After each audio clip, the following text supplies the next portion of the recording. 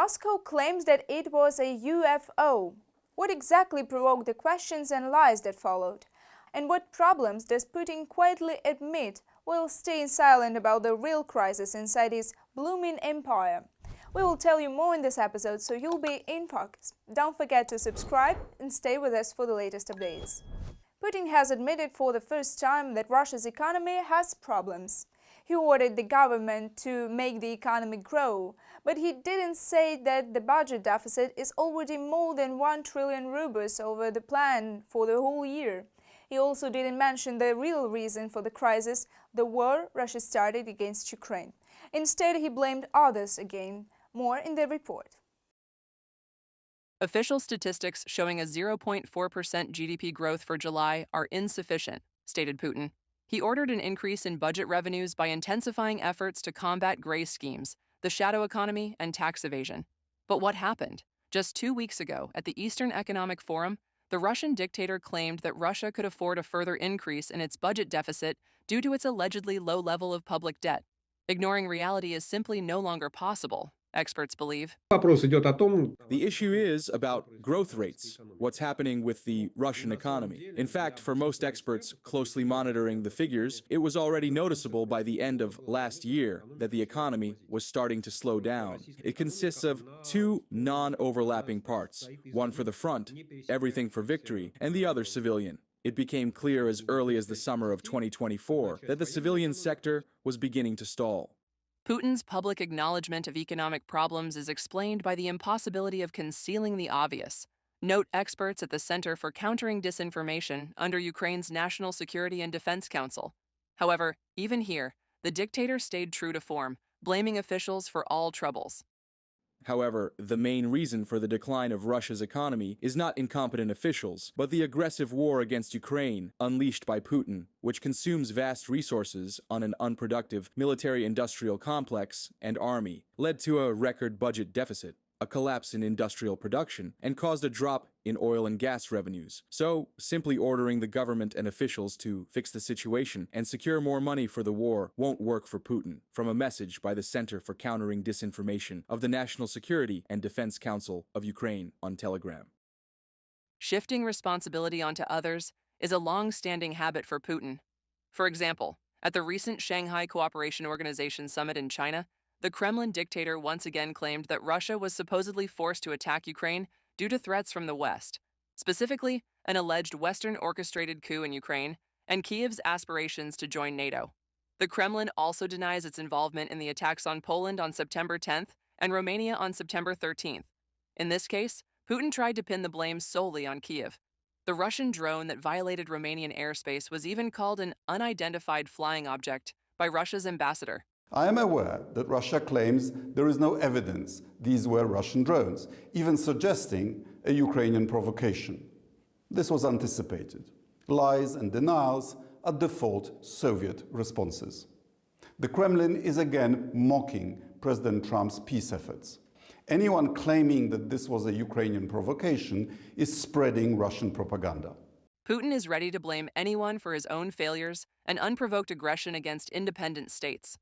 The humanitarian crisis in Ukrainian territories temporarily occupied by Russia, Ukraine is to blame. The failure of defenses in Kursk Oblast, Putin shifted responsibility onto security officials. And for Russia's economic troubles, according to him, managers are to blame. The response is standard: purges.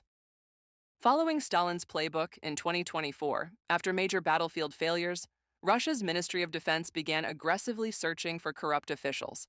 As a result, Putin's friend and ally Shoigu was removed from the defense minister post and appointed chairman of the Security Council. However, Shoigu's deputy, Timur Ivanov, was sentenced to 13 years in prison. Other top managers faced repression as well, though some did not survive to see trials or prison. According to Novaya Gazeta, 56 deaths of successful businessmen and officials under strange circumstances have been recorded since February 2022. Many of them fell from windows. Increasingly, people who loyally served Putin's system are being persecuted, primarily on corruption charges, from a publication by Foreign Affairs. Putin periodically conducts these purges to bolster his image among Russians, analysts explain. The Kremlin's goal is to attribute all achievements to the dictator personally, while demonstratively punishing others for failures on the front and in the economy. Reported by Yulia Hranovska, UATV News. It was a UFO. That's how the Russian embassy in Romania commented on a Russian drone violating Romanian airspace. The Russian ambassador was called to Romania's foreign ministry. He said the accusations were baseless and called it a provocation by Kyiv. Experts at Ukraine's Center for Countering Disinformation believe that Moscow will keep testing NATO's limits. Yulia Granovska has more.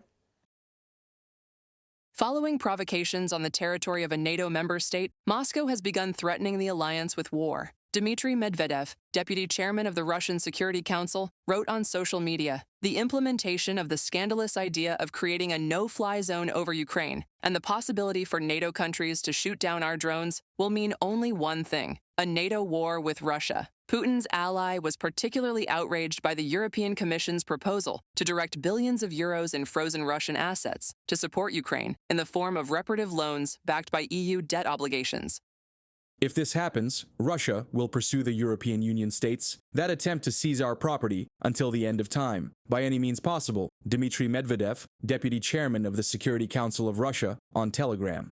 The need to shoot down Russian drones in Ukraine's airspace was stated by Polish Foreign Minister Radosław Sikorski in connection with the attack by 24 Russian drones on Poland on September 10th. Following the incident, Warsaw, Vilnius, and Riga closed their airspace along the borders with Russia and Belarus. However, on September 13th, a Russian Geran drone entered Romania. The Kremlin claimed Russia was not involved, calling it a provocation by Kyiv, effectively repeating its statements after the attack on Polish territory. But we don't believe in 20 mistakes the same night. The first breach of our airspace was before midnight, and the last drone that we shot down was at 6:30. So the air fight took 7 hours. 7 hours is not a mistake.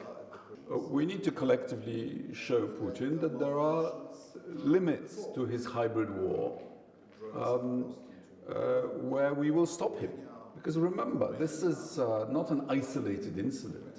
It's part of a pattern. Sikorski announced that Ukrainian drone operators will train Polish anti-drone teams to effectively counter Russian attacks. The mission will be deployed at a NATO center in Poland. The Polish foreign minister emphasized that Western countries urgently need to understand that it is Ukrainians who will train alliance armies to counter Russia, not the other way around.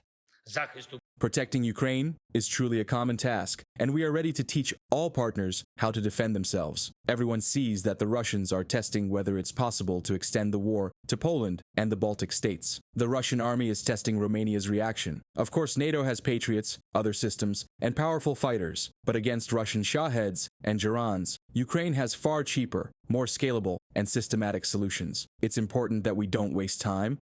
For the first time in many years, a shared interest has emerged. Ukraine has become of interest not as a resource base, but as a country, a state, and an armed force capable of things that Western partners cannot do. It's worth learning from and engaging with, if not as equals, then, as mathematicians say, by identifying the area of intersecting interests.